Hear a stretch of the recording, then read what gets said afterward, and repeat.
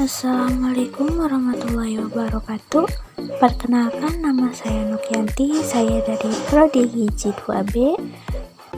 Di sini saya akan mereview kembali materi yang telah disampaikan oleh Ibu Esi Julpiani, SPSI MHK selaku dosen pengampu mata kuliah Sosiologi Antropologi Kesehatan. Materi yang akan dijelaskan yaitu tentang teori perubahan ketertinggalan dalam masyarakat kaitannya dengan masalah gizi. Ketertinggalan perubahan itu maksudnya adalah kultur, ketertinggalan budaya, dan dampak serta contohnya. Fenomena sosial yang sering terjadi dalam masyarakat ini menggambarkan apa yang terjadi dalam sistem sosial ketika mengalami perubahan dan efeknya yang tidak merata. Biasanya ini adalah hasil dari gesekan atau penemuan baru dan norma-norma yang masih berlaku dalam masyarakat. Adalah proses yang berkaitan dengan perubahan yang berlangsung secara cepat. Ini adalah salah satu penyebab konflik dan krisis etika. Sebutan lain dari kultur lag. Kultur lag ini adalah ketertinggalan budaya atau kesenjangan budaya.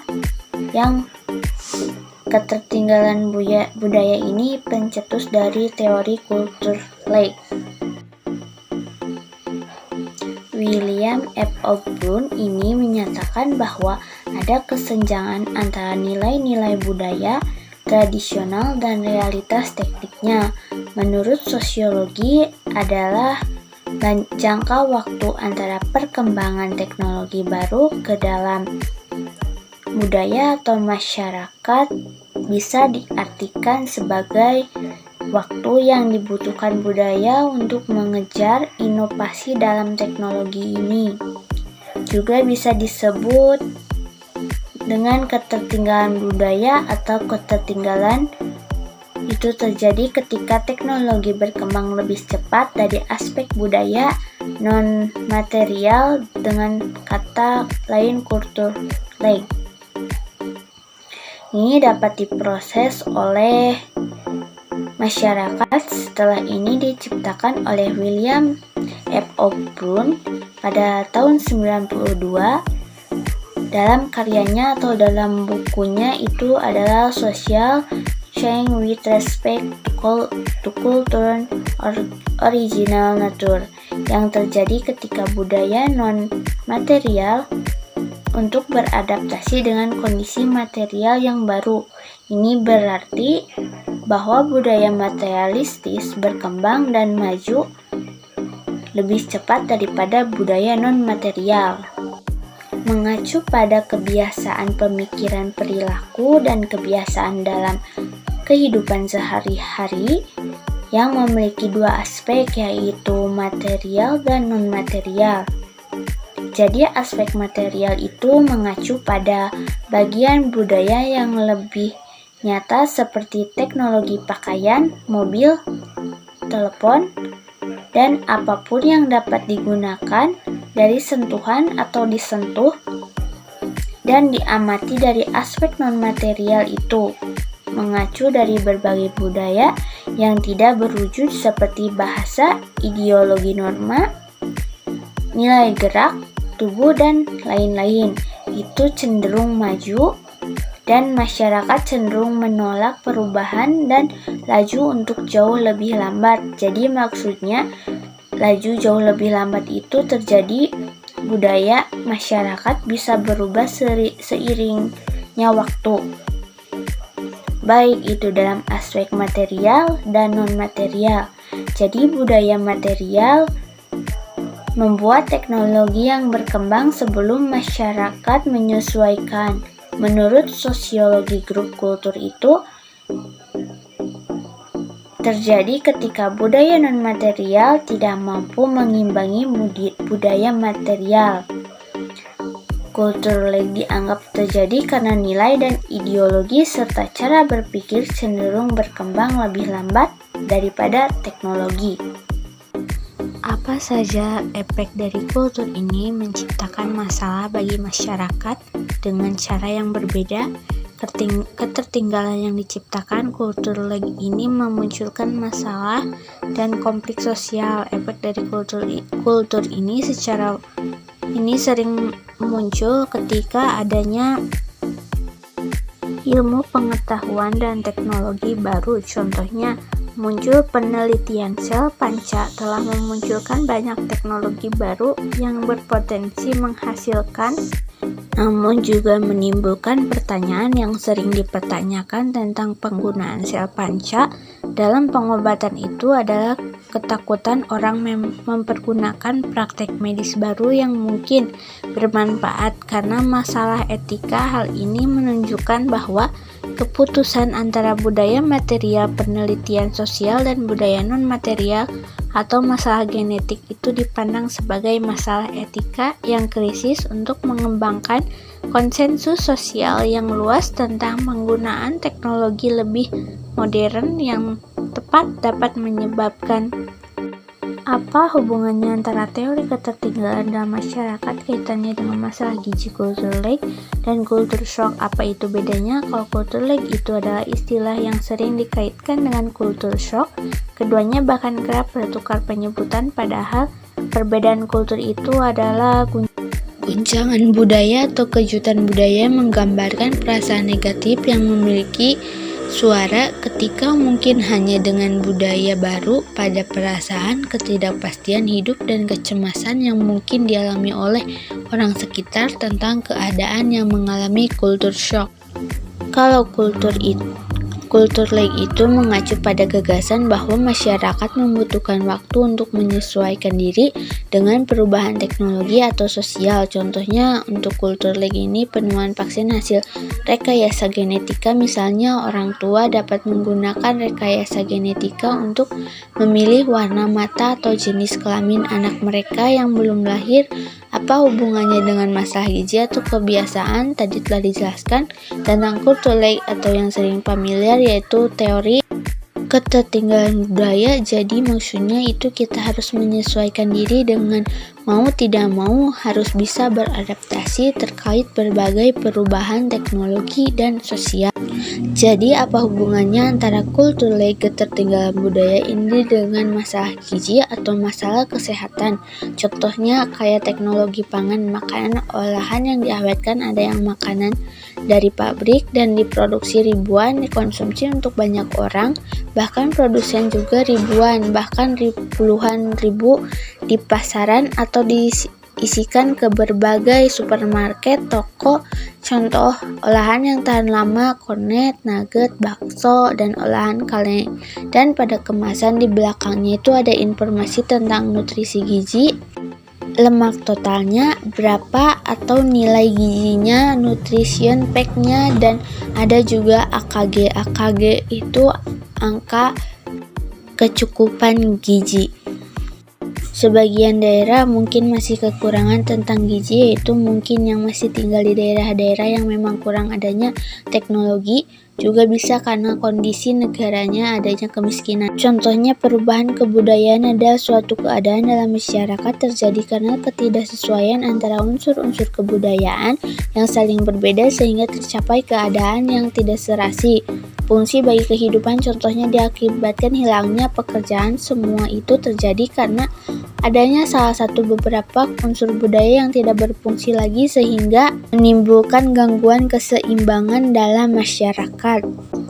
Adanya unsur kebudayaan yang memiliki potensi mudah berubah, terutama unsur teknologi dan ekonomi yang menerima unsur perubahan kebudayaan asing. Mudah adanya faktor adaptasi dengan lingkungan alam yang mudah berubah menghambat perubahan budaya yang generasi yang sudah ada.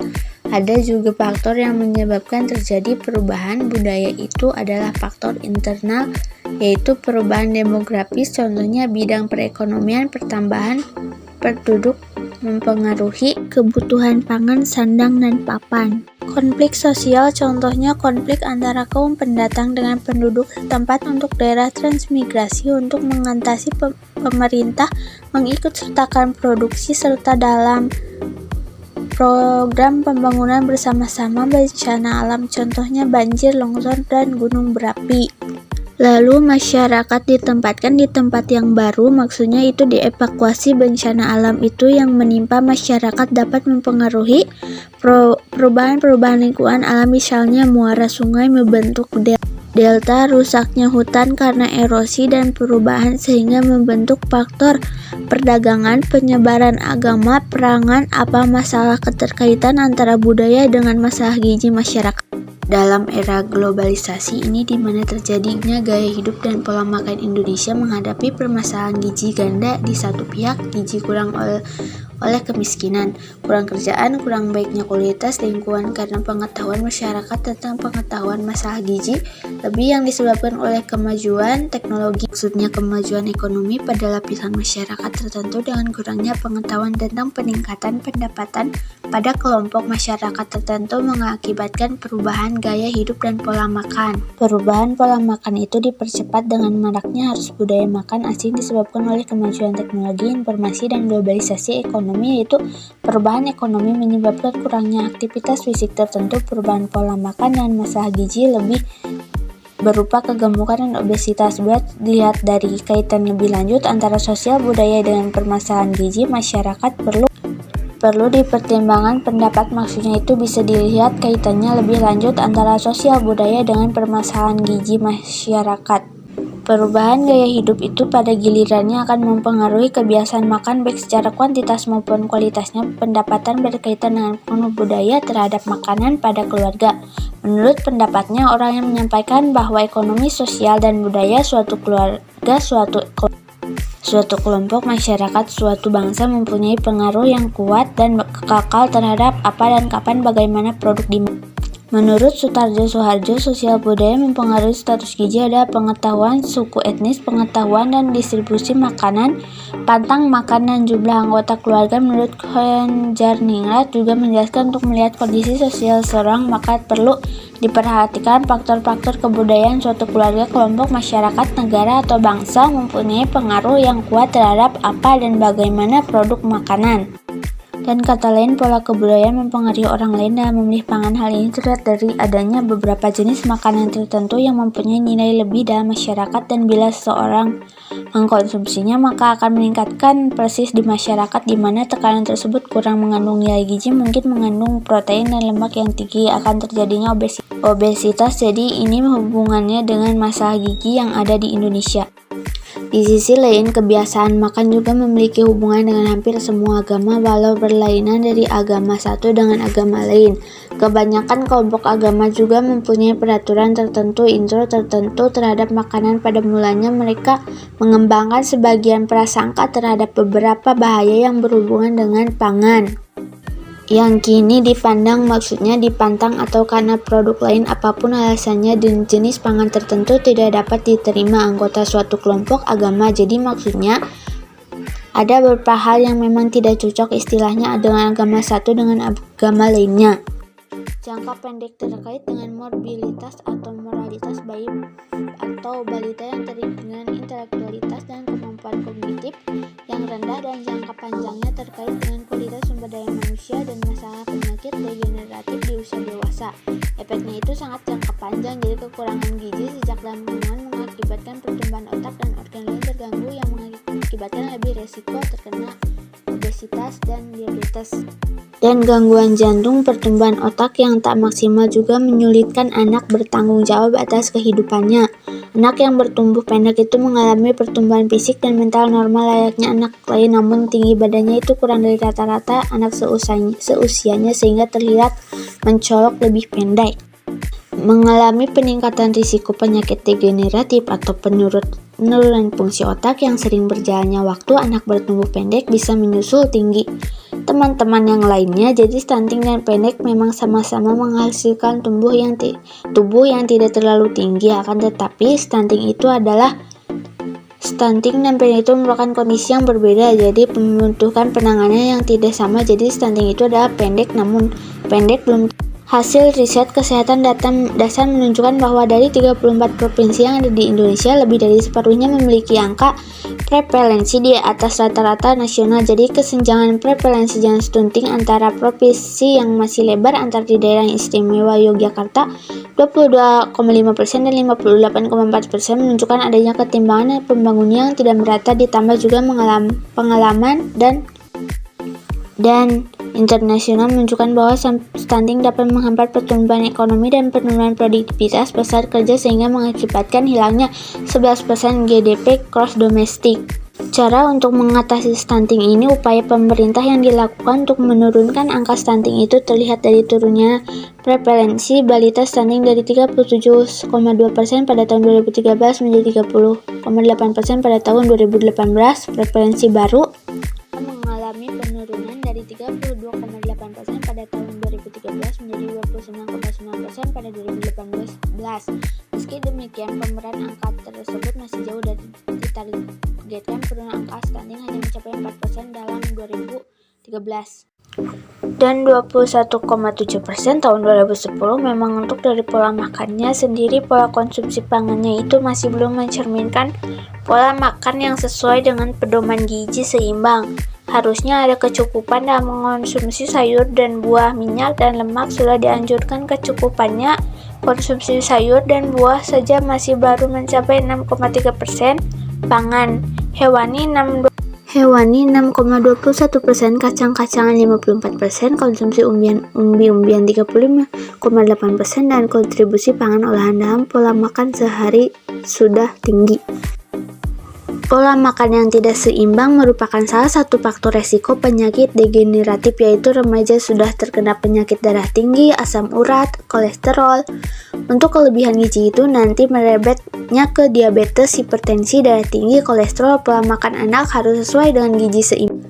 Gizi seimbang, penyakit anemia yaitu sebagian besar diakibatkan oleh kekurangan zat besar, dan untuk mencegahnya itu mengkonsumsi makanan tinggi zat besi atau pola vitamin A, vitamin C. Kekurangan gizi.